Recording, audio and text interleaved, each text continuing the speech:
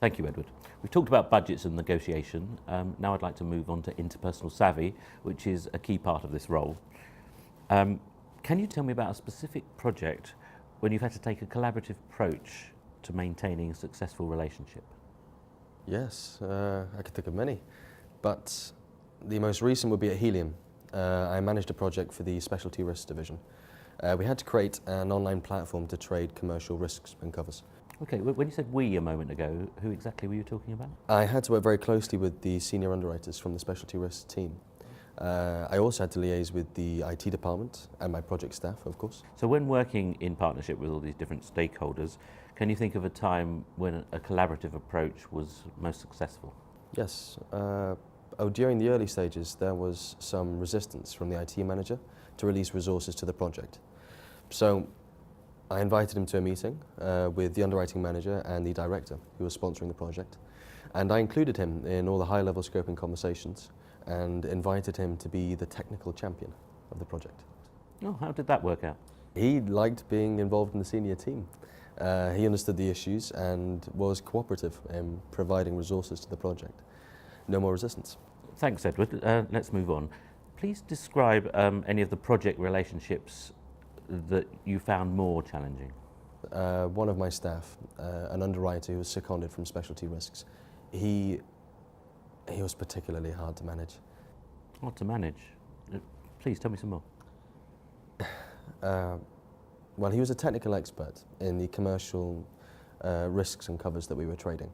And although he knew his subject, he found it hard to grasp what we were trying to achieve with the online product. He constantly questioned the content of the website, and he was aggressive when he didn't like the wording. I see. So what did you do? Well, I had an informal chat with him, and I just tried to make him aware of the negative impact that he was having on the project and his colleagues on the team. Well, that sounds interesting. How did you do that? I just asked him to put himself in the shoes of the rest of the team and to try and consider the wider business implications of there being further delays to the project. I tried to be collaborative. I told him to be with us rather than against us. How well did that work? It worked to a degree, but there were still problems with his aggression, so I had to be more direct with him. I invited him to a more formal meeting and asked the underwriting manager to join us. And I told him firmly that he had to stop constantly objecting to everything on the project, unless, of course, he had sound technical reasons for doing so. The underwriting manager, he agreed with me, and he offered to be a sounding board for him if he had any further questions. And I made it clear that his expert opinion, it was needed on the project, as long as he was considerate of the project and his members of the team. Mm-hmm. I see. So what happened then? He didn't stand in my way after that. But he was still making objections, but they were now filtered through the underwriting manager, so one of the important ones reached me. But I don't think I was his favourite person. Well, looking back on how you managed that relationship, how might you have influenced that particular individual so that you were his favourite person? No.